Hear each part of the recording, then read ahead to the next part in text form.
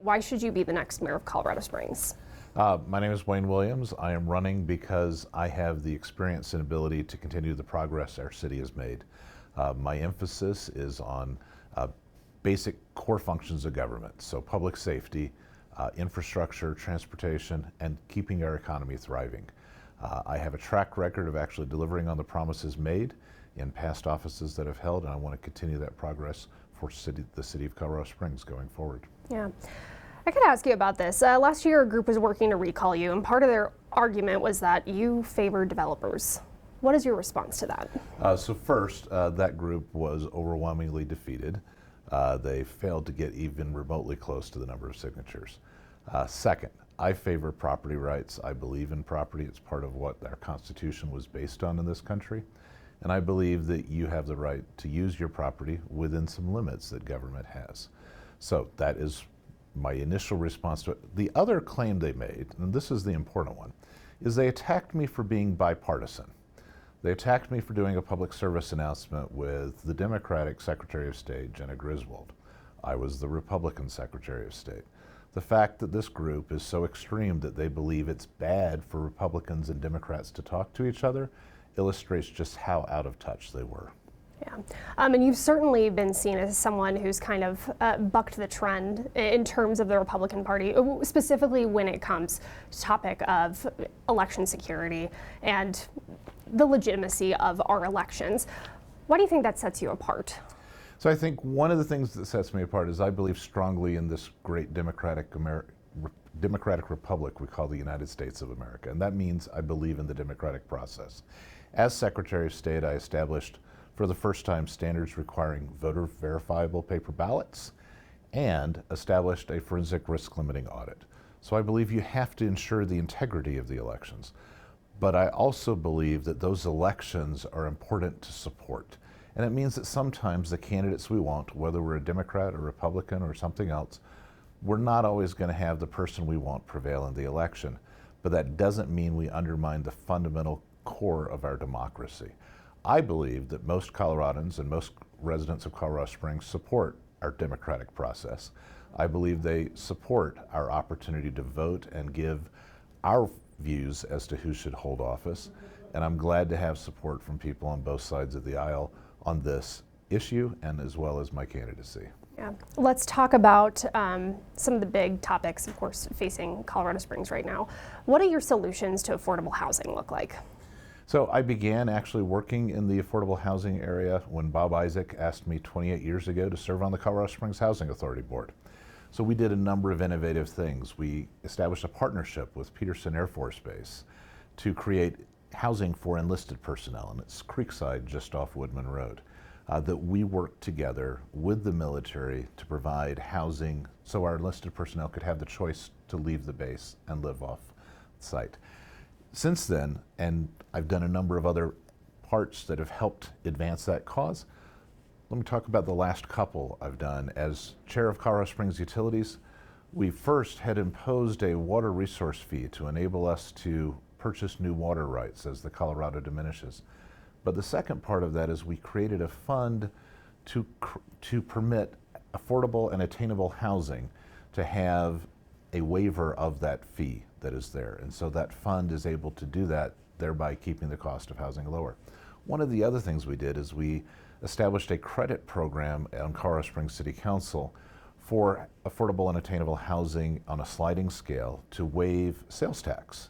Because right now, just like when I go in and buy a DVD, I'm also, if I'm buying a 2x4, I'm paying a sales tax on it or a use tax. And so we created a waiver process for affordable housing. So those are two of the key elements. One of the other things we've done working as a community is make sure that our regional building fees are the lowest in the state.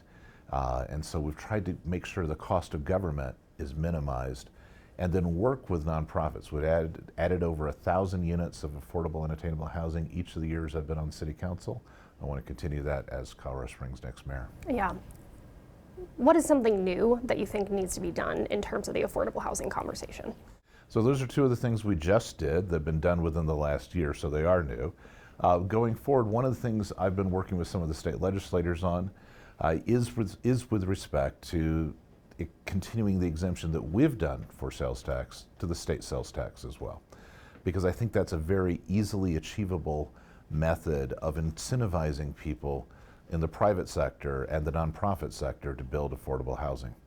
One of the other things that ultimately has to be done is we have to create a process, and that means reforming some legislation with respect to construction defects so that condos get built. It's great to have a place you can rent. It's great to have a single family home. But for many young people, both of my kids have bought a home, bought a condo to start with. We're not building any. In Colorado Springs, in a very recent year, we had 7 condos built. Not 7 condo buildings, but 7 condo units. And that doesn't provide enough. And so one of the things that we need to continue to do is work with the legislature to reform Colorado laws to enable condominiums to be built so that people have that opportunity to get that first part of home ownership, that they can then accumulate those savings and be able to move into a single family home if that's what they want. Yeah. Do you feel that the demand for condos though is there? Because with home prices going up so much, a lot of the conversations we've heard is that people are kind of moving away from the starter home and just jumping into kind of the permanent home there. Well, that's great if you have the means to do it, but there are many people who can't start with a $500,000 home. When Holly and I moved into Briargate 30 years ago, we bought a 4-bedroom home in School District 20 for $105,000. That is not something that's occurring today, and we have to have something so that young professional, so that new person who's moving in, so that electrician who's just starting out can have a home and begin that process of accumulating, frankly, the personal wealth that comes through home ownership and the appreciation that occurs. And to say, well, there's something for you once you get $500,000 or can qualify for that, isn't an acceptable answer. Yeah. Certainly when it comes to growth, we have to talk about water. What do you think needs to be the policy? Certainly it's a big topic right now within City Council for our future and current water supply in the Springs.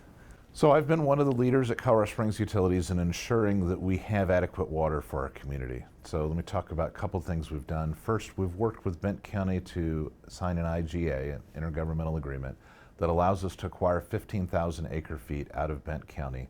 That, by the way, is enough for 100,000 people. We've bought 3,000 acre feet already, and the way we're doing this is new and innovative. We are, instead of the buy and dry method that was used in the past, we are actually working with farmers to say, let us upgrade your irrigation system. Let us pay to do that, and then let us buy the water that we saved you. And that way we still have the produce, we can still buy the Rocky Ford melons and all the other wonderful things, but we as a community are able to acquire the water we need to address some of the diminishment of our Colorado River access. The other thing that we're doing is we're moving away from what I believe is a insufficient policy. Right now at the city, and this is the pre-existing from past councils, annexations are approved as long as there's water for, and this is an actual quote, the quote, foreseeable future, close quote. I don't know what that means. Nobody knows what that means. And what that results in is frankly arbitrary decisions based on someone's feelings at a particular day. We are moving instead, and I've been one of the leaders in this, to a specific requirement that says there must be a buffer. That buffer, proposed by utility staff is 130%. I think we'll adopt next week 128% as kind of a compromise. That is something that we've never had before. We've never defined what the foreseeable future meant. And this allows people to plan. Now it's true, there are some folks who have speculated in land that are not happy with that, and some of them are funding some of the other candidates. But I believe it's important to protect Coloradans' water rights and the rights of the people in Colorado Springs so that we are always assured that we can turn on a spigot and water comes out.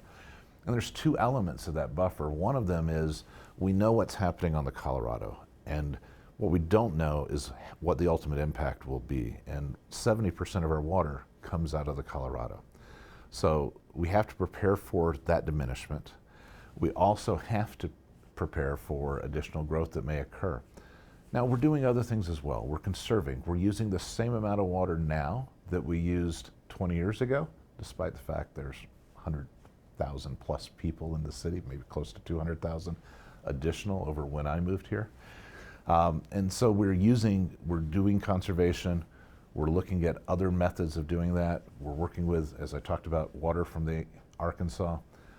But ultimately, we have to make sure that we adopt a buffer, and I am one of the strong proponents for that. And I believe most residents of Colorado Springs believe that their needs should come ahead of those who aren't even part of the city yet.